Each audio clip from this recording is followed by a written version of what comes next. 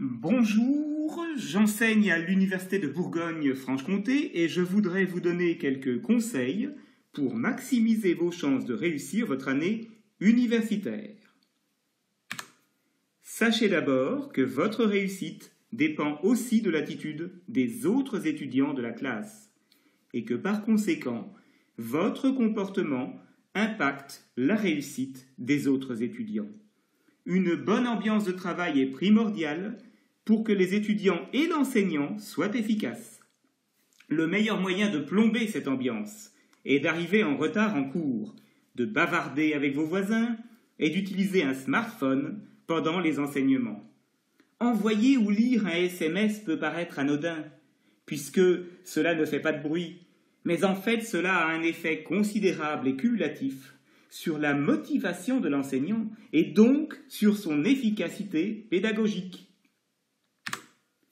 Deuxième point, il est très important que vous sachiez précisément ce que vous devrez savoir faire le jour de l'examen. Qu'attend-on de vous? Quelles compétences devez-vous acquérir? Et parmi ces compétences, quelles sont celles que vous maîtrisez et celles que vous ne maîtrisez pas encore?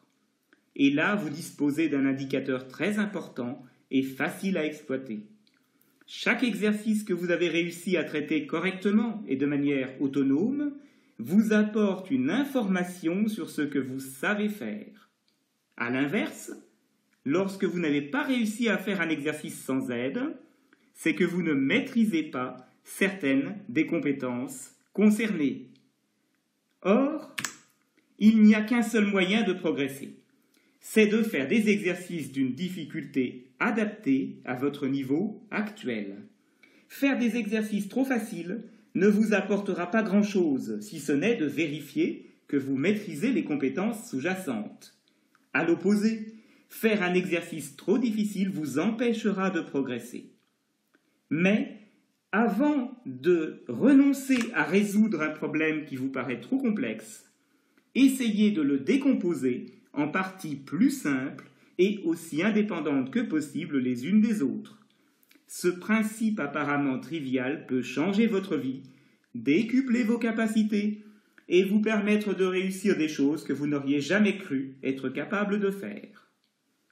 Et si vraiment l'exercice s'avère trop coriace, tentez d'abord d'identifier les points de blocage, donc les prérequis à acquérir toutes affaires cessantes avant de revenir à la charge.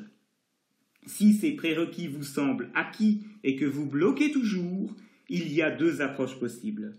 Faire d'abord des exercices plus simples, ou bien demander à un enseignant, ou pourquoi pas à un étudiant plus avancé que vous, des indices permettant de moduler la difficulté de l'exercice.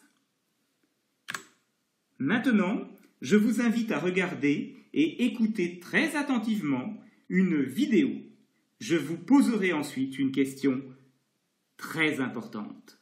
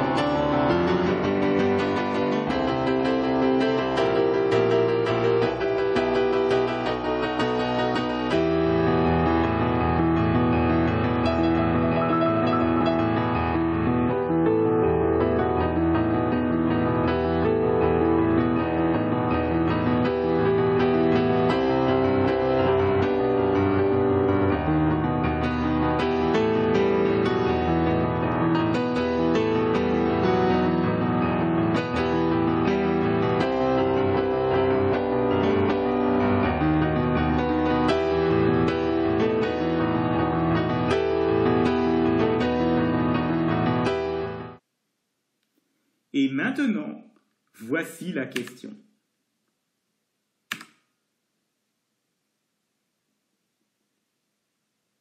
La réponse est évidemment non. Vous ne savez pas mieux jouer du piano juste en ayant observé Jules en train de jouer du piano. De la même manière, vous n'apprendrez rien si vous assistez à un cours en restant passif, sans prendre de notes, sans poser de questions, sans participer aux activités proposées par l'enseignant, ou encore si vous consultez la solution d'un exercice que vous n'avez pas réussi à traiter. Alors, soyez actifs.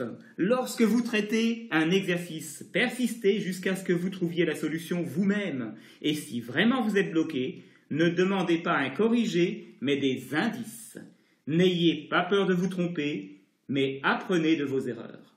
Merci d'avoir suivi cette vidéo.